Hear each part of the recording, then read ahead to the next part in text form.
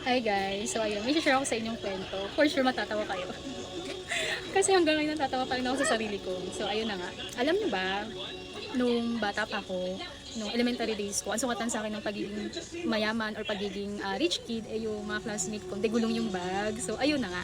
Yung since degulong yung bag nila, parang nagkaroon ako ng inggit, ganyan. So, wow, cute kasi degulong yung bag nila yun. Parang satisfying kasing magdala-dala ng bag na may gulong. Tapos yung sounds pa niya pagka, yun, alam niyo yun, yung sounds na parang gumaganon.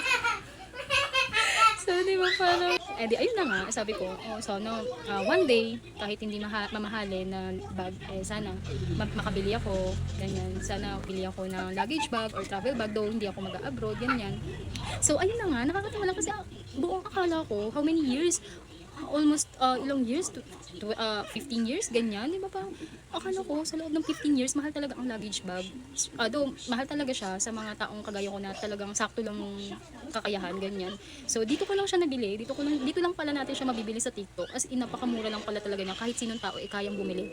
Ayun. So, ayun, hindi siya luxury bag ha. Hindi siya talaga as in mamahalin. Hindi. As in, mura lang siya. So, ilalagay ko na lang yung link dito sa yellow basket. I-click nyo na lang ganyan. So, ayun. Nakakatawa lang. Kasi, finally, naiiyak ako. Kasi finally, na-heal na yung inner child ko. So, hindi na plastic bag. Hindi na plastic bag, hindi na eco bag. Yung lagayan ng mga damit namin tuwing aalis. So, ito na, ipapakita ko sa inyo. Sobrang quality ng bag na to, promise. I swear. So, ayan, papakita ko sa inyo.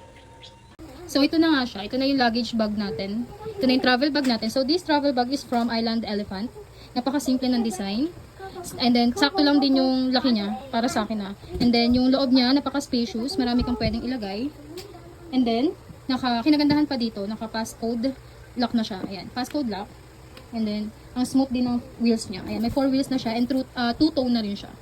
Ang ganda niya, grabe. Sino ba naman hindi matutuwa at kikiligin sa ganda ng quality ng travel bag na to? Ayun lang. Thank you. Thank you for watching.